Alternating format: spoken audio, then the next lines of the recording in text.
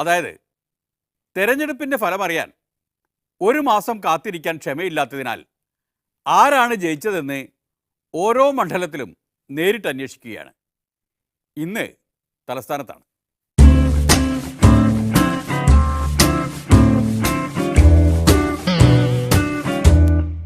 തീരെ മോദി വേവില്ല.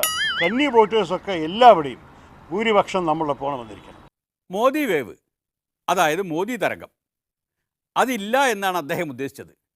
അല്ലാതെ മോദി വേവില്ല എന്നൊന്നുമല്ല. അതിരിക്കട്ടെ, കന്നി വോട്ടർമാർ തുണച്ചതുകൊണ്ട് ജയിച്ചോ? അതാണ് അറിയേണ്ടത്. നിങ്ങൾ എൻ്റെ മുഖത്തിൽ കാണുന്നുണ്ടല്ലോ, കഴിഞ്ഞ തവണ പോളിംഗ് അവസാനിച്ചപ്പോൾ നമ്മൾക്ക് ആർക്കും ഒന്നും പറയാൻ ക്ലിയർ ആയിരുന്നില്ല. കുറച്ചൊക്കെ കോൺഫിഡൻ്റ് ആയിരുന്നു, പക്ഷേ ചെറിയ ഒരു വിജയമേ ഉണ്ടാവുള്ളൂ എന്ന്. ഈ തവണ ആ കഴിഞ്ഞ 15,700 വോട്ടിംഗ് കാട്ട് ഉറപ്പമായിട്ടുണ്ടാവും. പക്ഷേ അതിൽ എത്ര ഇരട്ടി ഉണ്ടാവും എനിക്കിന്ന് പറയാൻ സാധിക്കില്ല. അതിന് മെയ് 23 കാത്തിരുന്നാൽ മതി. അതാണ് UDF സ്ഥാനാർത്ഥിയുടെ പ്രവചനം. അദ്ദേഹം ജയിച്ചിരിപ്പാണ്. എതിരാളികൾ എന്തു പറയുന്നു എന്ന് നോക്കാം. NDA സ്ഥാനാർത്ഥി എന്നുള്ള നിലയ്ക്ക് എൻ്റെ വിജയം സുനിശ്ചിതമാണ്. വലിയൊരു പരിവർത്തനം ഈ നിയോജക മണ്ഡലത്തിലെ വോട്ടർമാരിൽ ഉണ്ടായിട്ടുണ്ട്. അത് വളരെ വ്യക്തമാണ്. LDFനോടും UDFനോടുമുള്ള ജനങ്ങളുടെ അമർഷവും അവരുടെ പ്രതിഷേധവും ഈ തെരഞ്ഞെടുപ്പിൽ പ്രതിഫലിക്കും എന്നുള്ളത് തീർച്ചയാണ്. അത് NDAയുടെ വിജയത്തിനാണ് ഇടയാക്കുക. അപ്പോൾ തിരുവനന്തപുരത്ത് 2 MP ഇനി ഒരാൾ കൂടി ബാക്കിയുണ്ട് താനും. LDFൻ്റെ സി ദിവാകരൻ. അദ്ദേഹമാണെങ്കിൽ തികഞ്ഞ ആത്മവിശ്വാസത്തിലാണ്. ആത്മവിശ്വാസമല്ല, ഒരു യാഥാർത്ഥ്യമാണ്. ഞാൻ നല്ല ഭൂരിപക്ഷത്തിൽ ജയിക്കുന്നത്. പല കാരണങ്ങളുണ്ട് അതിന്. ഒന്ന്, ഇന്നലെ തന്നെ ഉണ്ടായ വോട്ടേഴ്സിൻ്റെ ഇടയിലുണ്ടായ ഒരു പ്രതികരണം, എന്നെ കണ്ടപ്പോൾ അവരുടെ ഒരു ആഹ്ലാദവും സന്തോഷപ്രകടനങ്ങളും എല്ലാം. പോളിംഗ് ബൂത്തിൽ ഞാൻ ചെന്ന് കയറിയാൽ അവരുടെ ചട്ടങ്ങളൊന്നും നോക്കാതെ എന്നെ വന്ന് വളയുകയും സാറ് ജയിക്കും എന്നവരെല്ലാം പറഞ്ഞപ്പോൾ അവരുടെ ഒരു നല്ല റിയാക്ഷനാണ്. ഈ പറഞ്ഞ ഘടകങ്ങളൊക്കെ അനുകൂലമാണോ എന്നറിയണമെങ്കിൽ ഒരു വഴിയേ ഉള്ളൂ. UDF സ്ഥാനാർത്ഥിയോട് ചോദിക്കുക. എന്തൊക്കെ പറഞ്ഞാലും ശശി തരൂർ കളവ് പറയാറില്ല. ചില ഭാഗത്തിൽ ലെഫ്റ്റിൻ്റെ പഴയ ശക്തി നമ്മൾക്ക് കാണാൻ സാധിച്ചു. ഈ തവണ പിന്നെ ഞങ്ങൾ കണ്ടിരിക്കുന്നത് CPMും CPIയും ഒരേ മാതിരിയാണ് ഭൂരിപക്ഷം ഇറങ്ങിയിരിക്കുന്നത്. ചില വ്യക്തികൾ അവർ പാർട്ടി അനുസരിച്ച് വോട്ട് ചെയ്തെന്ന് എനിക്കറിയില്ല. പക്ഷേ ഒരു ഒരു എന്താ പറയുക, പിന്നെ കഴിഞ്ഞ തവണ CPI സ്ഥാനാർത്ഥിക്ക് എല്ലാ കമ്മ്യൂണിസ്റ്റ് വോട്ട് കിട്ടിയില്ല എന്നൊരു സംസാരമുണ്ടായിരുന്നത് ഈ തവണ ശ്രീ ദിവാകരനെ കുറിച്ച് ഉണ്ടാവില്ല. അദ്ദേഹത്തിന് അവരുടെ കിട്ടാനുള്ള വോട്ട് കിട്ടിയിട്ടുണ്ട്. ഇതുതന്നെയാണല്ലോ സി ദിവാകരൻ വിജയത്തിൻ്റെ കാരണമായി എടുത്തു കാണിക്കുന്നത്. എൻ്റെ വിജയത്തിൻ്റെ ഏറ്റവും ഒരു വലിയ ഘടകം CPM CPI യൂണിറ്റിയാണ്. ത്രൂ ഔട്ട് എൻ്റെ ഇലക്ഷൻ വർക്കിൽ ഒരിടത്ത് പോലും ഈ 2 പാർട്ടികളിലോ പ്രവർത്തകരോ തമ്മിൽ യാതൊരു സ്വരച്ചേർച്ചയോ ഒരു ശബ്ദമില്ല. എല്ലാം ഒരു പാർട്ടിയായിട്ടാണ്.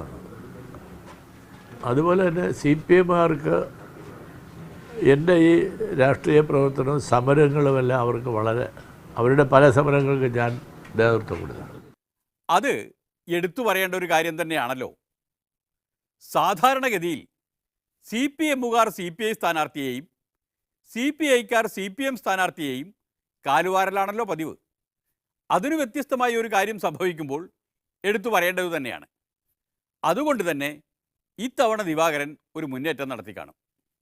അതുകൊണ്ട് എനിക്ക് തോന്നുന്നു അവർ രണ്ടുപേരുടെയും ഇടയിൽ ഒരു കഠിന മത്സരമാണ് രണ്ടാമത്തെ സ്ഥാനത്തിൽ. പക്ഷേ ഇപ്പോഴത്തെ സ്ഥിതിയിൽ ആർക്കും ജയിക്കാം. ഒരു പക്ഷേ ദിവാകരനും കൂടി 2ാം സ്ഥാനം വരാൻ സാധിക്കും. കാരണം LDFന് ഒരു വോട്ടുള്ളത് അവർക്ക് നഷ്ടപ്പെട്ടിട്ടില്ല. BJPക്കുള്ള വോട്ടുള്ളത് നിങ്ങൾ കൂടുതൽ കുറച്ചൊരു എക്സാജറേറ്റഡ് ആയിട്ട് കണ്ടു എന്നാണ് ഞങ്ങൾക്ക് ഇന്ന് മനസ്സിലായത്. ഇതൊക്കെ നിങ്ങൾ പറയുന്ന സാധനങ്ങളല്ലേ. അങ്ങനെ തെരഞ്ഞെടുപ്പ് തോക്കണവർക്ക് സ്ഥാനമൊന്നുമില്ല. തോറ്റോ എന്ന് പറയണമല്ല, അതിനകത്ത് വേറെ ഇമ്പോർട്ടൻസ് ഒന്നുമില്ല. അതൊക്കെ വെറുതെ ഇങ്ങനെ ഒരു ആലങ്കാരികമായിട്ട് ഈ തോക്കണവരിങ്ങനെ അങ്ങനെ ഉണ്ടോ, 3ാമത് തോറ്റു അല്ലെങ്കിൽ 4ാമത് തോറ്റു, 4ാം റാങ്കിലാണ് തോറ്റത്, അങ്ങനെയല്ല. ജയിച്ചു കഴിഞ്ഞാൽ പിന്നെ ജയിച്ച ആൾ തോറ്റവരെല്ലാവരും തുല്യരാണ്. ഏതായാലും തോറ്റ ശേഷമുള്ള റാങ്കിങ്ങിൽ CDക്ക് വിശ്വാസമില്ല. 4ാം റാങ്കിൽ തീരെയില്ല. ആട്ടെ, NDA സ്ഥാനാർത്ഥി എന്ത് പറയുന്നു? എത്രാം റാങ്ക് കിട്ടും? അല്ല, അങ്ങനെ ഒരു അനലൈസ് ചെയ്യാൻ തക്ക വിധത്തിലുള്ള മെറ്റീരിയൽസ് എനിക്ക് കിട്ടിയിട്ടില്ല, വിവരങ്ങൾ. അത് കിട്ടിക്കഴിഞ്ഞെങ്കിൽ മാത്രമേ എനിക്കത് പറയാൻ പറ്റുള്ളൂ. അത് പറയാൻ സാധിക്കും. CD പണ്ടേ ഒരു തെരഞ്ഞെടുപ്പ് വിദഗ്ധനായതുകൊണ്ട് അനലൈസ് ചെയ്യാനുള്ള ഘടകങ്ങളൊക്കെ ആദ്യം മുതലേ സംഭരിച്ചു പോരുന്നുണ്ട്. അതുകൊണ്ട് ഒരുപാട് ഘടകങ്ങൾ പരിശോധിച്ചാണ് ഞാൻ ആദ്യമേ എനിക്ക് തെരഞ്ഞെടുപ്പിൽ എൻ്റെ ഒരു സമീപനം ഞാൻ ജയിക്കും എന്നുള്ളിടത്താണ്. ഏത് തെരഞ്ഞെടുപ്പ് എന്നാലും ഞാൻ ജയിക്കും എന്നുള്ളിടത്ത് ഞാൻ ആദ്യമേ തുടങ്ങുന്നത് ഞാൻ പറഞ്ഞത് ഞാൻ ജയിക്കും. എങ്ങനെ ജയിക്കും എന്നുള്ളത് മാത്രം എന്നോട് ആരും ചോദിക്കരുത്. തോറ്റാൽ ചോദിക്കാമോ എന്തോ, എങ്ങനെ തോറ്റു എന്ന്. ഏതായാലും അതപ്പം ചോദിക്കാം. അവരുടെ സ്ഥാനാർത്ഥി നാടിൻ്റെ മകനാണെന്ന് പറഞ്ഞിട്ട് മാത്രമേ അവർക്ക് പ്രചോദനം ചെയ്യാൻ സാധിച്ചുള്ളൂ.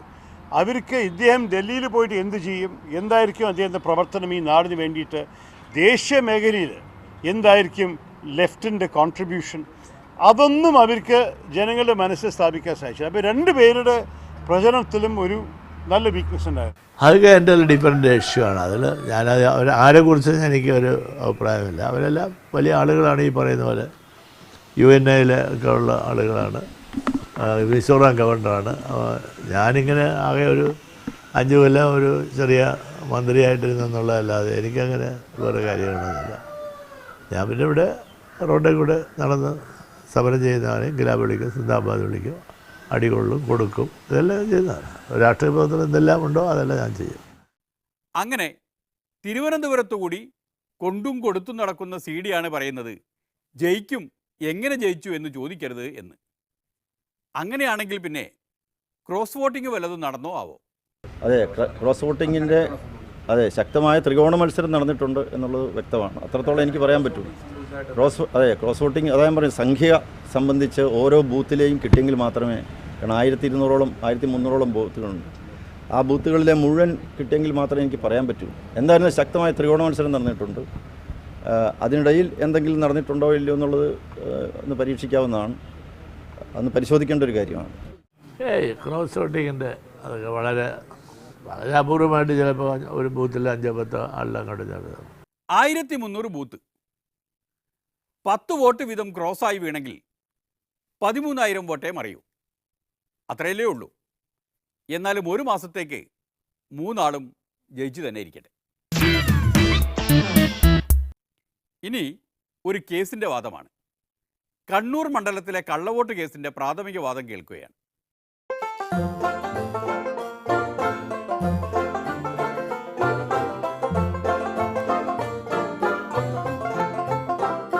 തെരഞ്ഞെടുപ്പിൽ കണ്ണൂർ ജില്ലയിൽ കള്ളവോട്ടും ക്രമക്കേടും വ്യാപകമായി നടന്നു എന്ന UDF ആക്ഷേപം വാസ്തവവിരുദ്ധവും ആടിനെ പട്ടിയാക്കുന്നതും അവർ നടത്തിയ ക്രമവിരുദ്ധമായ പ്രവർത്തനങ്ങളെ മൂടിവെക്കാനുമുള്ള ഒരു പ്രചരണമാണ്.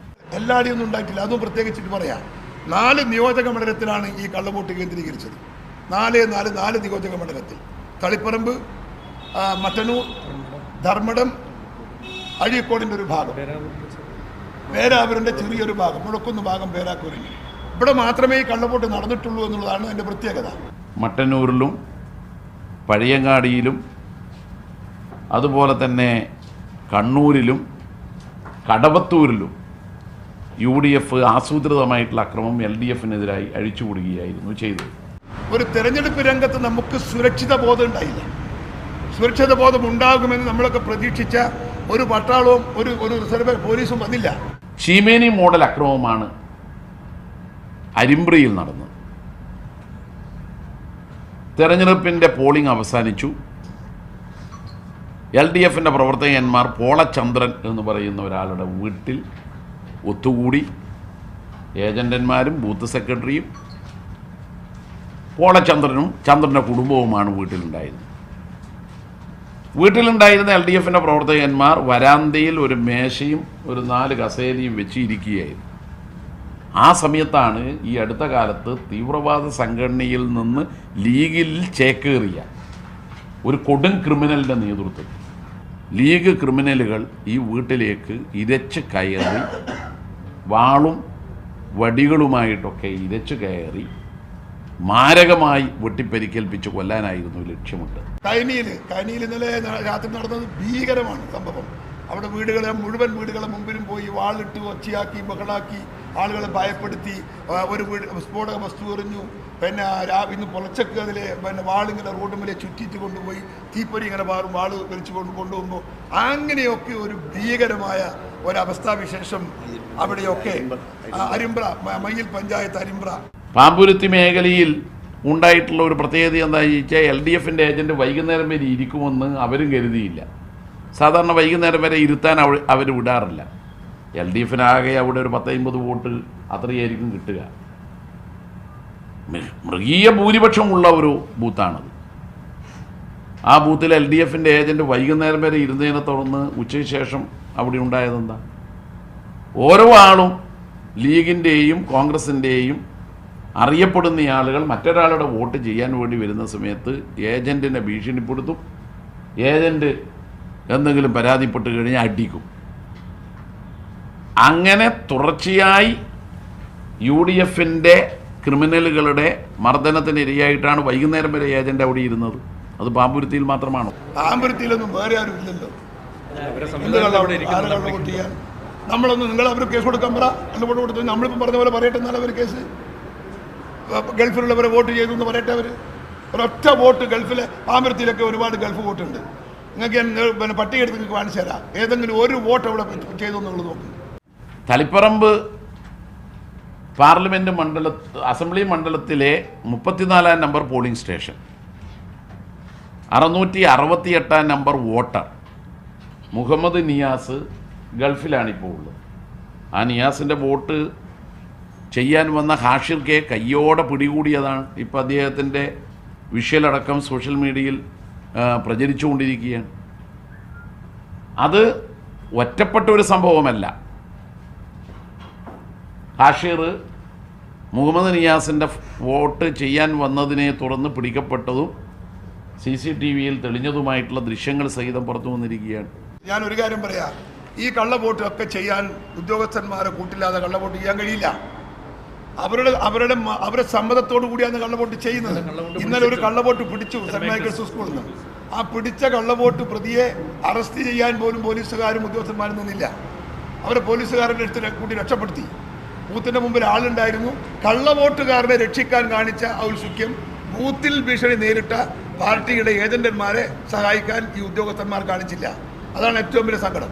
കഴിഞ്ഞ ഉദുമ തെരഞ്ഞെടുപ്പിൻ്റെ തൊട്ടു മുമ്പാണല്ലോ UDFൻ്റെ സ്ഥാനാർത്ഥി ഇപ്പോൾ കള്ളവോട്ട് ആക്ഷേപമൊക്കെ നടത്തുന്ന സുധാകരൻ അണികളോട് കള്ളവോട്ട് നടത്തണമെന്ന് ആഹ്വാനം ചെയ്യുന്ന വീഡിയോ ഉണ്ടല്ലോ. സ്വന്തം അണികളോട് കള്ളവോട്ട് ചെയ്യണമെന്ന് ആഹ്വാനം ചെയ്തിട്ടുള്ള സുധാകരന് കള്ളവോട്ടിനെ കുറിച്ച് പറയാൻ എന്താണ് അധികാരം? ഞാനതിൽ പറഞ്ഞ വാക്കെന്താ? ഞാൻ കള്ളവോട്ട് ചെയ്യാൻ ഇടയാ പറഞ്ഞ ആ വാക്കെടുക്കുന്നത് ഇപ്പൊ തെളിയിക്കാലോ. I challenge U. നമുക്ക് സംവാദം നടത്താം. ഞാൻ അവിടെ എവിടെയാണ് കള്ളവോട്ട് ചെയ്യാൻ പറഞ്ഞിരുന്നത് നീ ഇയാൾ തെളിയിച്ചാൽ നിങ്ങൾ പറയുന്ന പണിയെ എടുക്കാം.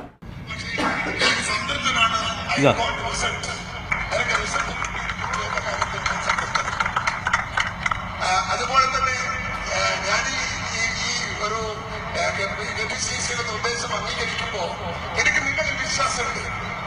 നിങ്ങൾ ഒരു ശതകൂടം എഴുന്നേറ്റാൽ ഇത് കയ്യിൽ ഒതുക്കാവുന്ന നിയോജക മണ്ഡലമാണ് എന്ന് പൊളിറ്റിക്കൽ അനലൈസ് നടത്തി ഞാനത് എനിക്ക് മനസ്സിനകത്ത് കണക്കുകൾ വെച്ചുകൊണ്ട് ഞാൻ സംസാരിച്ചിട്ടുണ്ട് ബഹുമാനപ്പെട്ട മുഖ്യമന്ത്രിയോടും ശ്രീ ആഭ്യന്തരമന്ത്രിയോടും. ഇവിടെ നമ്മളെ വോട്ട് വിനിയോഗിക്കുക, നമ്മളെ വോട്ട് മാക്സിമം യൂട്ടിലൈസ് ചെയ്യുക, ഇടതുപക്ഷത്തിന്റെ കള്ള വോട്ട് റിസ്ട്രിക്ട് ചെയ്യുക. ഇത് മാത്രം സ്ട്രാറ്റജി ആവശ്യമാണ്. നമ്മളെ വോട്ട് ഉപയോഗപ്പെടുത്തണം. ഞാൻ നിങ്ങളിൽ നിന്ന് പ്രതീക്ഷിക്കുന്നത് അർത്ഥശങ്കക്കിടയില്ലാതെ വിധം പറയാ, ആരും പുറത്ത് പറയണ്ട, 90-ന് മുകളിൽ നിങ്ങൾ പോളിംഗ് പെർസെന്റേജ് അതാണ് നിങ്ങളുടെ ടാർഗറ്റ്. 54 മുതൽ 76 വരെയാണ് ഈ നിയോജകയിൽ ഈ പഞ്ചായത്തിലെ പോളിംഗ് പെർസെന്റേജ്. 73.5 മാക്സിമം. ബാക്കി വോട്ടുകൊടുക്കും. ഇതൊന്നും ഇല്ലാത്തവൻ അവിടെ ഇളക്കി മരിച്ചയാൾ വന്ന് വോട്ട് ചെയ്യണമെന്നൊക്കെ പറയുന്നുണ്ട് വളരെ കൃത്യമായി. അതാ ഞാൻ പറഞ്ഞു, നിങ്ങൾക്ക് കേസ് ആർക്കും എടുക്കാലോ. ആർക്കാ കേസെടുത്ത് വിടാത്തത്? പോലീസിന്റെ കയ്യിലുള്ളവരൊക്കെ കേസെടുത്തൂടെ? ഒരു വിഷയ ഇവിടെ കേസെടുക്കുന്നെല്ലാം പിന്നെ മെറിറ്റ് വെച്ചാണോ കേസെടുക്കുന്നത്? ഇത്രയും ഞാൻ പറഞ്ഞത് മെറിറ്റ് വെച്ച കേസാണോ? അല്ലല്ലോ. നിങ്ങളെ ഭരിക്കുന്ന പാർട്ടിക്ക് അവർ ഉദ്യോഗസ്ഥന്മാരെ നിങ്ങളെ കയ്യിൽ വെച്ച് നിങ്ങൾക്ക് എന്തും ചെയ്യാം. അതിപ്പോൾ നമ്മളെന്ത് പഠിച്ചു? നമ്മളല്ലല്ലോ കുറ്റക്കാരൻ. പുതുമയിൽ ഞാൻ കള്ളവോട്ട് ചെയ്യാൻ ആവശ്യപ്പെട്ടു എന്ന് തെളിയിക്കാൻ നിങ്ങൾക്ക് സാധിച്ചാൽ നിങ്ങൾക്ക് ഞാനൊരു ഇനാം തരും. ധൈര്യമുണ്ടെങ്കിൽ കെ രാഗേഷ് കെ സുധാകരൻ്റെ മുന്നിൽ പോയി ഇനാം വാങ്ങി വരട്ടെ.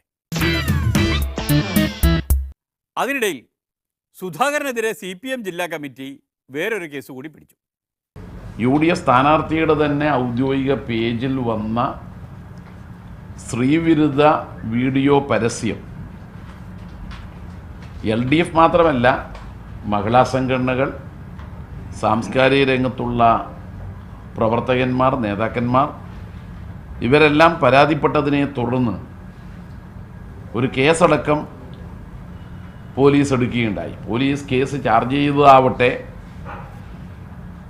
തെരഞ്ഞെടുപ്പ് ചട്ടവും ജനപ്രാതിനിധ്യ നിയമത്തിലെയും വ്യവസ്ഥകളനുസരിച്ച് ഇലക്ഷൻ അധികൃതർ നൽകിയ നോട്ടീസ് പരിഗണിക്കാതെ സ്ഥാനാർത്ഥിയുടെ ഫേസ്ബുക്ക് പേജിൽ പോസ്റ്റ് ചെയ്യപ്പെട്ടത് പിൻവലിക്കണമെന്നുള്ള നിർദ്ദേശം പാലിക്കാതെ ധിക്കാരവും അഹങ്കാരവും കാണിച്ചതിനെ തുടർന്നാണ് ഏറ്റവും ഒടുവിൽ പോലീസ് ഇന്ത്യൻ ശിക്ഷാ നിയമത്തിലെ വ്യവസ്ഥകളനുസരിച്ച് ജാമ്യമില്ലാ വകുപ്പുകളനുസരിച്ച് കേസ് ചാർജ് ചെയ്തത്. ഞാൻ ചോദിക്കട്ടെ, ആ കേസ് പറഞ്ഞാൽ പിന്നെ കുറേ പറയേണ്ടി വരും. ഇനിയിപ്പോൾ ആ ഒരു കേസും കൂടെ ഞാൻ നടത്താൻ പോവുകയാണ്. എന്നെ ഈ കേസിൻ്റെ അകത്ത് പ്രതിയാക്കിയത് ഞാൻ ഹൈക്കോടതിയിൽ ക്വസ്റ്റ്യൻ ചെയ്യാൻ പോവുകയാണ്. ഞാൻ എന്തിനാ പ്രതി? ഞാൻ ആരെയാണ് സ്ത്രീവിരോധം ഞാൻ എന്ത് കാണിച്ചു എന്ന് ഞാനത് ഈ പറയുന്ന ഇലക്ഷൻ വനിതാ കമ്മീഷനും അതുപോലെ ഇലക്ഷൻ്റെ സ്റ്റേറ്റ് ഇലക്ഷൻ കമ്മീഷണറും അതുപോലെ DGPയും എനിക്കെതിരെ നോട്ടീസ് വന്നിട്ടുണ്ട്. കളക്ടർ ത്രൂ നോട്ടീസ് വന്നിട്ടുണ്ട്. ആ നോട്ടീസ് തന്ന ആളുകളെല്ലാം വെച്ച് ഞാൻ ഈ കേസ് കോഷ് ചെയ്യാൻ വേണ്ടി കൊടുക്കാൻ പോവാണ്. കോഷ് ചെയ്യുമ്പോൾ നമുക്ക് അവിടെ പറയാം അവിടെ എന്താണ് സ്ത്രീ വിരോധം, ഏതാണ് സ്ത്രീ വിരോധം എന്ന് നമുക്ക് അവിടെ വെച്ച് മനസ്സിലാക്കാം. ഞാൻ കുറ്റക്കാരനാണെങ്കിൽ ഞാൻ ഈ നാടിൻ്റെ മുമ്പിൽ കൈകൂപ്പി മാപ്പ് പറയും. പരാജയപ്പെട്ടാൽ മാത്രമല്ല, ചില പ്രശ്നങ്ങൾ ഉണ്ടാകുന്ന സന്ദർഭത്തിലും ഞാൻ എൻ്റെ പൊതുജീവിതം അവസാനിപ്പിക്കുമെന്ന് പറഞ്ഞിട്ട് വെല്ലുവിളി നടത്തുന്ന സാധാരണ ശീലമുള്ള ഒരാളാണ് ഇദ്ദേഹം. അതുകൊണ്ട് ആ ശീലമൊന്നും വേണ്ട, അദ്ദേഹം പൊതുരംഗത്തുണ്ടാവണം. പൊതുരംഗത്തുണ്ടാവുകയും രാഷ്ട്രീയ പ്രവർത്തനം നടത്തുകയും ചെയ്യണം. കള്ളവോട്ടിന് ആഹ്വാനം ചെയ്യരുത്. മരിച്ചവരെ കൊണ്ടുവന്നിട്ട് വോട്ട് ചെയ്യിക്കരുത്. പ്രത്യേകിച്ച് അത് മരിച്ചവരുടെ ആത്മാവിന് തന്നെ കുഴപ്പമുണ്ടാക്കുന്നതാണ് എന്ന് തിരിച്ചറിഞ്ഞാൽ നല്ലത്. ഞാൻ ഇപ്പോഴും പറയുന്നു, ഭാഷയെക്കുറിച്ച് ഇത്തിരി വിവരമുള്ള ഒരാൾ ആ വാക്ക് സ്ത്രീവിരോധമാണ് എന്ന് പറയില്ല. സ്ത്രീവിരോധമാണ് അതെങ്കിൽ EK നായനാരെ പണ്ടി തൂക്കിക്കൊല്ലണം. ഓൻ എന്ന് വിളിച്ച് ഈ രാജ്യം മുഴുവൻ നടന്ന EK നായനാരെ തൂക്കിട്ട് കൊല്ലേണ്ടി വരും മുൻകാല പ്രാബല്യത്തോടെ. വിട്ടു, ഈ കേസ് വിട്ടു. ഇനി ഈ കേസിൻ്റെ വാദം കേട്ടാൽ മുൻകാല പ്രാബല്യത്തോടെ വട്ടായി പോകും. അതിന് താല്പര്യമില്ലാത്തതിനാൽ ഇവിടെ നിർത്തുന്നു. നന്ദി, നമസ്കാരം.